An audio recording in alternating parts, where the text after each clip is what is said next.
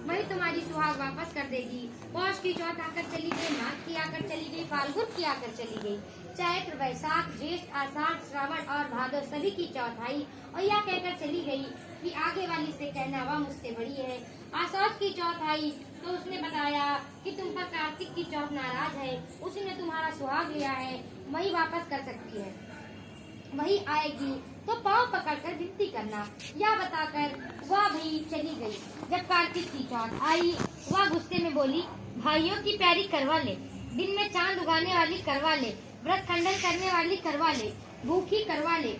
यह सुनकर वह चौथ माता को देखकर उनके पाँव पकड़कर गिड़गिड़ाने लगी, हे चौथ माता, मेरा सुहाग तुम्हारे हाथ में है, आप ही मुझे सुहागिन करें। तो माता बोली, पापिन हत्यारिन, मेरे पाँव पकड़कर क्यों बैठ गई? तब वह बोली कि जो मुझसे भूल हुई है उसे क्षमा कर दो, अब ऐसी भूल नहीं करूंगी। तो चौथ माता ने प्रसन्न होकर आंखों से काजल, नाखूनों से मेहंदी, टीके से रोली लेकर छोटी उंगली से उसके पति के ऊपर छीटा तो वह उठकर बैठ गया और बोला कि आज मैं बहुत सोया। वह बोली, क्या सोए? मुझे तो 12 महीने हो गए, अब जाकर चौथ माता ने मेरा सुहाग लौटाया। तब उसने कहा कि जल्दी से माता का पूजन करो। तब चौथ माता की कहानी सुनी, करवा का पूजन किया तो प्रसाद खाकर दोनों पति पत्नी चौपड़ खेलने बैठ गए। नीचे से दासी आए, उसने देखा दोनों चौपड़ पासे से खेल रहे हैं तो उसने सासू जी से जाकर बताया। तब सास ने सारे गांव में यह बात प्रसिद्ध हो गई कि सब स्त्रियां चौथ का व्रत करें, उसे सुहाग अटल होगा। जिस तरह से साहूकार की बेटी का सुहाग दिया, उसी तरह से चौथ माता सबको सुहागिन रखे। यही करवा चौथ के उपवास की सनातन महिमा है। करवा चौथ व्रत कथा संख्या 2। अति प्राचीन काल की बात है। एक बार पांडव पुत्र अर्जुन तप करने के लिए नीलगिरी पर्वत पर चढ़ गए थे। इधर पांडवों पर अनेक मुसीबतें पहले से ही थी। इससे द्रौपदी ने शोक विहल हो कृष्ण की आराधना की। कृष्ण उपस्थित हुए और पूछा, कहो क्या कष्ट है तुम्हें? द्रौपदी ने हाथ जोड़कर कहा, हे प्रभु, मुझे क्या कष्ट है? आप तो स्वयं जानते हैं, आप तो अंतर्यामी हैं, मुझे कष्टों के बोझ में विघ्न कर दिया है। क्या कोई ऐसा उपाय है जिससे इस कष्टों से छुटकारा मिल सके? तुम्हारा प्रश्न अति उत्तम है द्रौपदी। कृष्ण मुस्कुरा कर बोले, प्रभु, फिर मुझ दुख नारी का कष्ट दूर करने का उपाय बताएं। द्रौपदी ने पूछा। यही प्रश्न एक बार पार्वती जी ने शिव जी से किया था। तब श्री शिव जी ने करवा चौथ का विधान बताया था। द्रौपदी से कहा, फिर प्रभु करवा चौथ की जानकारी मुझे भी दीजिए और उसकी कथा कहिए। तब कृष्ण ने एक पल सोचने के बाद कहा, दुख सुख जो सांसारिक माना जाता है, प्राणी उसमें सदा ही लिप्त रहता है। मैं तुम्हें अति उत्तम करवा चौथ व्रत कथा सुनाता हूँ, इसे ध्यान से सुनो। प्राचीन काल में एक गुणी, विद्वान, धर्मपरायण एक ब्राह्मण रहता था। उसके 4 पुत्र तथा एक गुणवती सुशील पुत्री थी। पुत्री ने विवाहित होकर चतुर्थी का व्रत किया, किंतु चंद्रोदय से पूर्व भी उसने खुदाओं से बाध्य कर दिया। इससे अनेक ही स्नेही भाइयों ने छल से पीपल की आड़ में कृत्रिम चंद्रमा बनाकर दिखाया। लड़की ने अर्घ देकर भोजन कर लिया।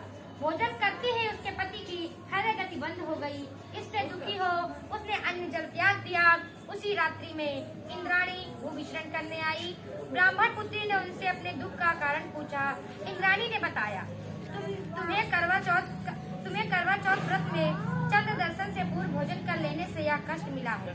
तब उस लड़की ने हाथ जोड़कर विनय की कि मुझे इससे मुक्त होने का कोई उपाय बताएं। इस पर इंद्राणी ने कहा, यदि तुम विधि पूर्वक अगली करवा चौथ का व्रत करोगी तो तुम्हारे पति पुनर्जीवित हो जाएंगे।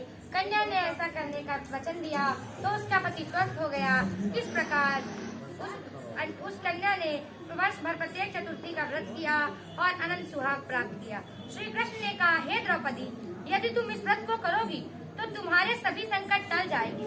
इस प्रकार द्रौपदी ने यह व्रत किया और पांडव सभी क्षेत्रों में विजयी हुए।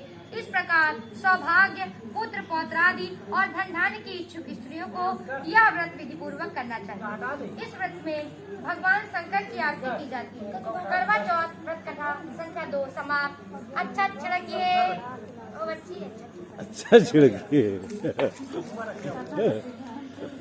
करवा चौथ, हाँ आप सुनो, बताइए पकड़ना। करवा चौथ व्रत कथा संख्या 3 एक ब्राह्मण परिवार में 7 बहुएं थी। 6 बहुओं के मायके वाले बहुत अमीर थे, इसी कारण ससुराल में उनका बड़ा मान था। परंतु छोटी के मायके में कोई ना था। वह घर का सारा काम काज करती, सबकी सेवा करती, पर कोई भी उससे प्यार नहीं करता। सभी दुत्कारते रहते। तीज त्योहारों पर भी जब उसके मायके से कोई ना आता तो वह बहुत दुखी होती। हर वर्ष की तरह इस वर्ष भी करवा चौथ का व्रत आया। अन्य बहुओं के मायके से उनके छोटे भाई करवा लेकर आए, पर छोटी के मायके से यदि कोई होता तो करवा लेकर आता। सास भी छोटी को ही खरी खोटी सुना रही थी। वह दुखी होकर घर से निकल पड़ी और जंगल में जाकर रोने लगी। एक नाग बहुत देर से उसका रोना सुन रहा था। अंत में वह अपने दिल से निकल आया और तथा छोटी बहू से पूछने लगा, बेटी क्या बात है, तुम क्यों रो रही हो? छोटी बोली, आज करवा चौथ, मेरा कोई भाई नहीं। यदि कोई मेरा भाई होता तो आज जरूर वह करवा लेकर आता। नाग को छोटी बहू पर बहुत दया आई। नाग ने कहा, हे बेटी तुम घर चलो, मैं अभी करवा लेकर आता हूँ। थोड़ी देर बाद नाग छोटी बहू के ससुराल पहुँचा। ससुराल वाले इतना सामान देखकर चकित हो गए। सास भी प्रसन्न हो गई। सास ने प्रसन्न मन से छोटी बहू को नाग देवता के साथ भेज दिया। नाग देवता ने छोटी बहू को अपना सारा महल दिखाया और कहा, जितने दिन चाहो आराम से रहो, मन चाहा खाओ, मन चाहा पहनो, पर एक बात याद रखना, सामने रखी नाग कभी मत खोलना। छोटी बहू सारा समय महल में आराम से काटती। नाग के बारे में उसकी उत्सुकता बढ़ती जाती। एक दिन जब वह घर में कोई न था, उसने नाग को उठाकर देखा तो हजारों छोटे छोटे सांप के बच्चे इधर उधर देखने लगे। उसने जल्दी से नाग ढक दी। जल्दी में एक सांप की पूंछ नाग से नीचे आकर कट गई। शाम को नाग को आने पर छोटी ने अपनी गलती स्वीकार कर ली। नाग ने उसे क्षमा कर दिया।